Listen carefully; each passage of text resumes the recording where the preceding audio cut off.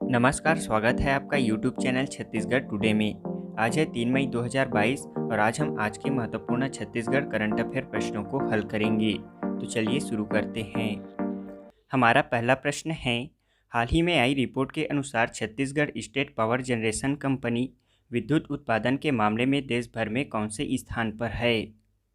इसका right answer है option सी, चौथे स्थान पर। हाल ही में आई रिपोर्ट के अनुसार वर्ष 2021-22 में 70.40 प्लांट लोड फैक्टर के साथ Chhattisgarh state power generation company ने विद्युत उत्पादन के मामले में पूरे देश भर में 33 स्टेट पावर सेक्टर में चौथा स्थान प्राप्त किया है। इसमें सभी देश भर के विद्युत गृहों का औसत PLF 58.86% रहा। यह रिपोर्ट भारत सरकार के विद्युत मंत्रालय के अधीन कार्यरत केंद्रित विद्युत प्राधिकरण ने जारी की है। इस रिपोर्ट के अनुसार डॉक्टर श्यामा प्रसाद मुखर्जी ताप विद्युत गृह कोरबा पूर्व संयंत्र ने 89.22% PLF अर्जित कर कीर्तिमान स्थापित किया है। बता दें कि डॉक्टर श्यामा प्रसाद मुखर्जी कोरबा पूर्व ताप विद्युत गृह की स्थापना सन 2007 में की गई थी। इसके अंतर्गत 500 मेगावाट यानी कि 250 मेगावाट के 2 इकाई कार्यरत हैं। इसके साथ आपको यह भी बता दें कि छत्तीसगढ़ विद्युत मंडल की स्थापना 15 नवंबर 2000 में की गई थी। छत्तीसगढ़ राज्य को वर्ष 2008 से पहला शून्य पावर कट राज्य घोषित किया गया है और 25 मई 2001 को छत्तीसगढ़ अक्षय ऊर्जा विकास अधिकरण का गठन किया गया। इसका मुख्यालय राजधानी रायपुर में स्थित है। वर्तमान में छत्तीसगढ़ राज्य की कुल विद्युत उत्पादन क्षमता 2984 मेगावाट है, जिसमें तापीय क्षमता 2840 मेगावाट है। हाल ही में 1 अप्रैल 2022 को छत्तीसगढ़ राज्य पावर कंपनी ने 5 कंपनियों में से 2 पावर कंपनी, ट्रेडिंग और होल्डिंग कंपनी को समाप्त कर दिया है। इसमें ट्रेडिंग कंपनी को ट्रांसमिशन में और होल्डिंग कंपनी को वितरण कंपनी में शामिल कर लिया है। अगला प्रश्न है, छत्तीसगढ़ सरकार द्वारा प्रदेश में स्थापित किए जा रहे 3 मेडिकल कॉलेज में इनमें से कौन सा जिला अथवा स्थान शामिल नहीं है? इसका राइट आंसर है ऑप्शन डी, बिलासपुर। छत्तीसगढ़ के कांकेर, कोरबा व महासमुंद जिले में 3 नए मेडिकल कॉलेज स्थापित किए जा रहे हैं। बता दें कि हाल ही में छत्तीसगढ़ के कांकेर स्थित नए मेडिकल कॉलेज में नेशनल मेडिकल कमीशन ने MBBS कोर्स के लिए 125 सीटों पर प्रवेश की अनुमति दे दी है। वहीं कोरबा व महासमुंद में नए मेडिकल कॉलेज के लिए जमीन का आवंटन किया जा चुका है। राज्य सरकार इन 3 नए मेडिकल कॉलेजों के लिए सेटअप मंजूर किए जाने के बाद विभिन्न पदों की भर्ती की कार्यवाही कर रही है। अगला प्रश्न है, हाल ही में छत्तीसगढ़ भू राजस्व संहिता 1959 में संशोधन विधेयक 2022 के तहत संशोधन किया गया है। इसके तहत बंदोबस्त अधिकारी शब्द के स्थान पर उन्हें किस नाम से प्रतिस्थापित किया गया है? इसका राइट आंसर है ऑप्शन ए, जिला सर्वेक्षण अधिकारी। छत्तीसगढ़ भू राजस्व संहिता 1959 में संशोधन विधेयक 2022 के तहत संशोधन किया गया है। इसके तहत बंदोबस्त अधिकारी अब जिला सर्वेक्षण अधिकारी के नाम से जाना जाएगा। वहीं बंदोबस्त आयुक्त अब आयुक्त भू अभिलेख कहलाएंगे। इसके साथ ही मूल अधिनियम 1959 में संशोधन के बाद नगरेतर क्षेत्रों में राजस्व सर्वेक्षण तथा बंदोबस्त के स्थान पर अब भू सर्वेक्षण तथा भू राजस्व निर्धारण शब्द का उपयोग किया जाएगा। संशोधन विधेयक 2022 के अनुसार भू राजस्व संहिता की मूल अधिनियम की 12 धारा, अध्याय 7 की 48 धारा एवं अध्याय 14 और 16 धारा में संशोधन किया गया है।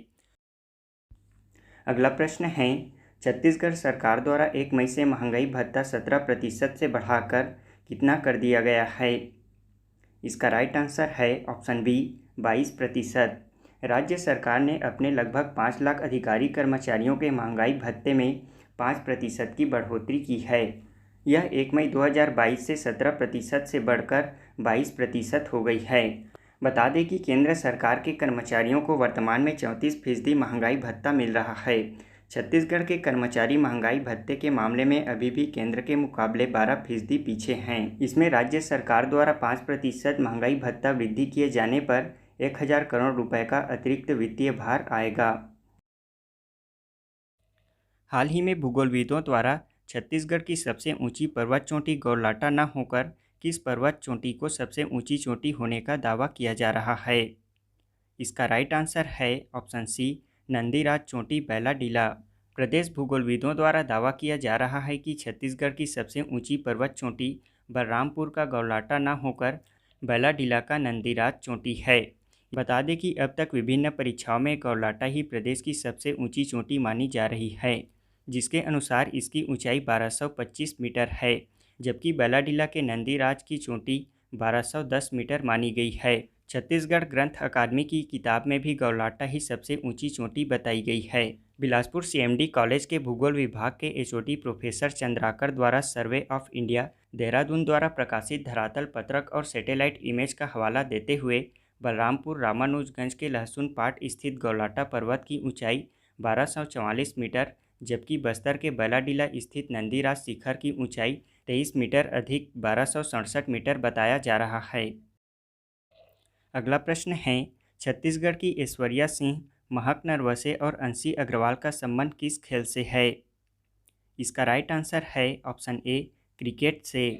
बता दें कि बीसीसीआई की अनंतपुर और हुबली स्थित नेशनल महिला क्रिकेट एकेडमी में छत्तीसगढ़ की 3 खिलाड़ियों का चयन किया गया है। इसमें अंडर 90 महिला क्रिकेट कैंप के लिए चयनित इन खिलाड़ियों में ऐश्वर्या सिंह, महक नरवसे और अंशी अग्रवाल शामिल हैं। इनका चयन हाल ही में संपन्न हुए अंडर 19 एक दिवसीय क्रिकेट के प्रदर्शन के आधार पर किया गया है।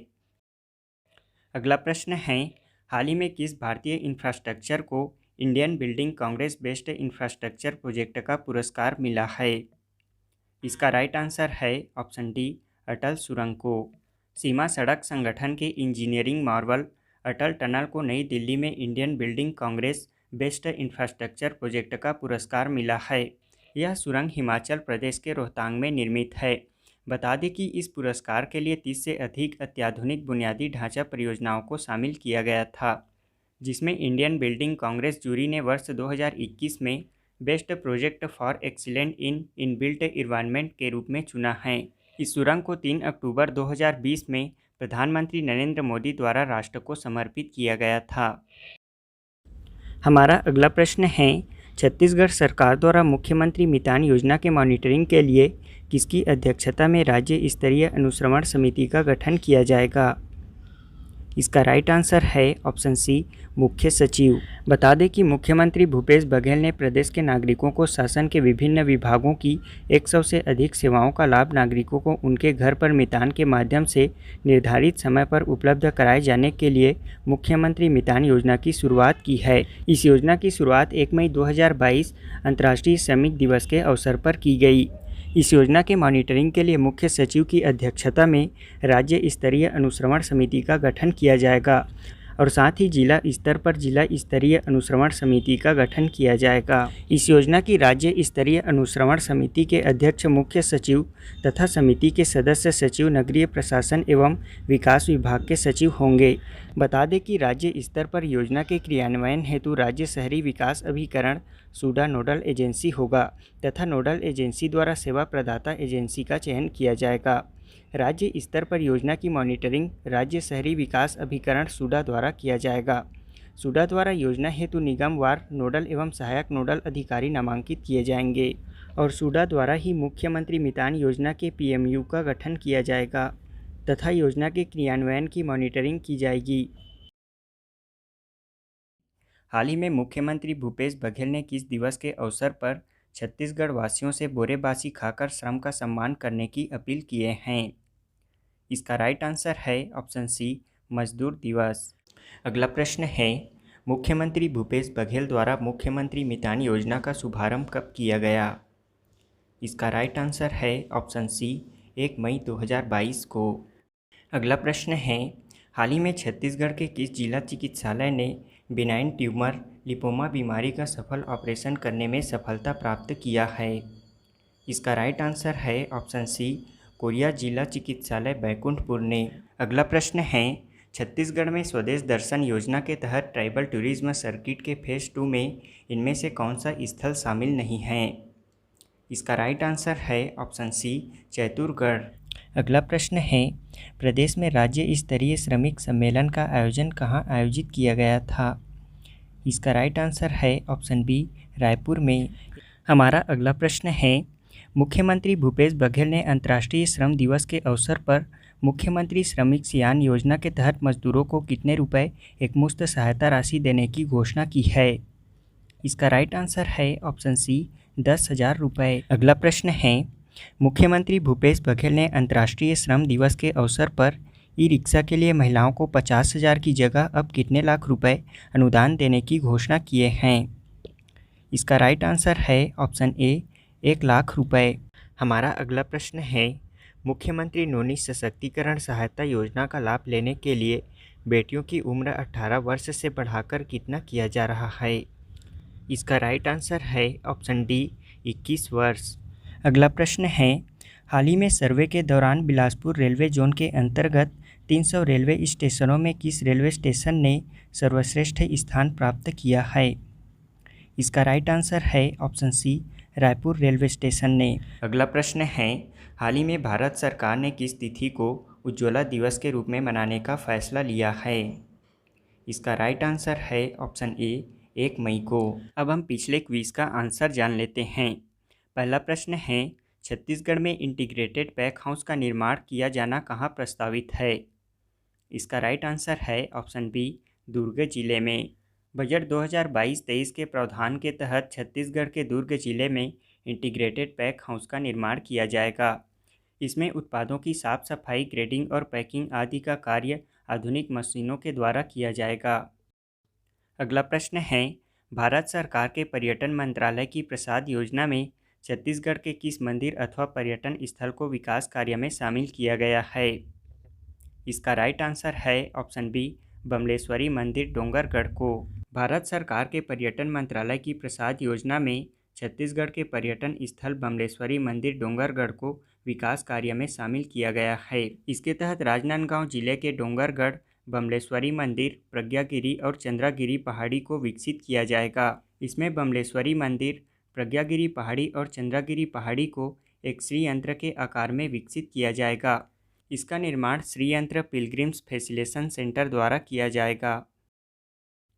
हमारा आज के क्विज का पहला प्रश्न है, भारतीय खाद्य सुरक्षा और मानक प्राधिकरण द्वारा जारी तीसरे खाद्य सुरक्षा सूचकांक 2020-21 में छत्तीसगढ़ ने देश भर में कौन सा स्थान प्राप्त किया है? दूसरा प्रश्न है, छत्तीसगढ़ के किस पुलिस ट्रेनिंग इंस्टीट्यूट को बेहतर पुलिस ट्रेनिंग इंस्टीट्यूट के लिए यूनियन होम मिनिस्ट्री ट्रॉफी 2020-21 से सम्मानित किया गया है?